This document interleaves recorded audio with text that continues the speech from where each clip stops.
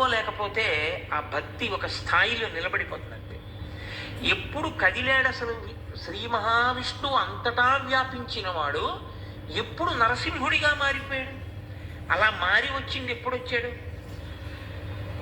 ఎన్ని మాటలు ఆ పిల్లవాడి జోలికెళ్ళి ఎన్ని మాటలు భగవంతుని మీద భక్తి ప్రకటనాన్ని ప్రహ్లాదుడు చేసినప్పుడు కూడా రానటువంటి నరసింహావతారం ఒక్క పరీక్షాకాలమునందు వచ్చింది. హిరణ్యకశిపుడు ఒక ప్రశ్న వేశాడు ప్రహ్లాదుణ్ణి, వజ్జలు నేర్పని ఈమది మజ్జాతుడవైన నీకు మరి ఎవ్వరిచే నుజ్జానమయ్య బాలక తజ్జనులం పేరుకొనము తగ నామ్రోలం అన్నాడు. నీకిది గురువులు చెప్పలేదు. చెప్పకుండా నీకు పరమేశ్వరుడు ఒకడు ఉన్నాడని, వాడు సర్వవ్యాపి అని, వాడు రక్షిస్తాడని, వాడిని భజించాలని నీకెవరు చెప్పారు? నీకు ఎవరు చెప్పారో వాళ్ళ పేరు నాకు చెప్పన్నాడు.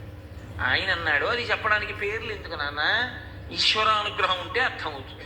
ఈశ్వరానుగ్రహం లేకపోతే అందేందూదయముల్ మహాబజిర శంఖారావముల్ మూక సద్గ్రంథాఖ్యానముల్, అలాగే ఏదో కృతజ్ఞావళి బంధుత్వంబులు క్రోడ సద్గంధంబుల్, ఇవన్నీ హరిభక్తి వర్జితుల వృధారిక్త సంసారముల్.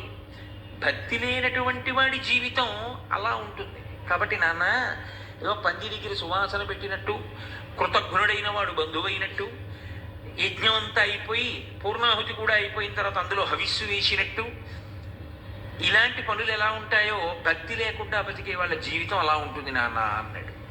అంటే ఆయన అన్నాడు, ఇన్ని చెప్తున్నావు కదా, ఎక్కడున్నాడు ఈశ్వరుడు అని అడిగాడు. అంటే ఆయన అన్నాడు, ఎక్కడున్నాడు ఈశ్వరుడు అని అడుగుతున్నావు, ఆ ప్రశ్న తప్పు. ఎక్కడ ఈశ్వరుడు లేడని అడుగు. అంతటా ఈశ్వరుడు నిండి ఉన్నాడు, ఎక్కడున్నాడు ఈశ్వరుడు ఏమిటి?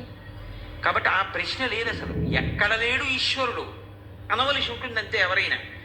అంతేకాని ఎక్కడున్నాడు ఈశ్వరుడు అని అడిగితే అది అర్థం లేని మాట. కాబట్టి ఇందుకలడందు లేడని సందేహము వలదు చక్రి సర్వోపగతుండు ఎందెందు వెదకి చూచిన అందందే కలడు దానవాగ్రని వింటే. పిల్లవాడు తనకున్నటువంటి నమ్మకంతో, విశ్వాసంతో, ధైర్యంతో, భక్తితో చెప్పేశాడు. అందు అంటే నాన్న అంతటా ఉన్నాడు, నీకు చూసే కన్ను ఉండాలి, కానీ ఆయన ఇక్కడున్నాడు అక్కడున్నాడు, ఆయన అంతటా ఉన్నాడు అన్నాడు. ఇప్పుడు లేచాడు ఆయన సింహాచలంలో వచ్చి.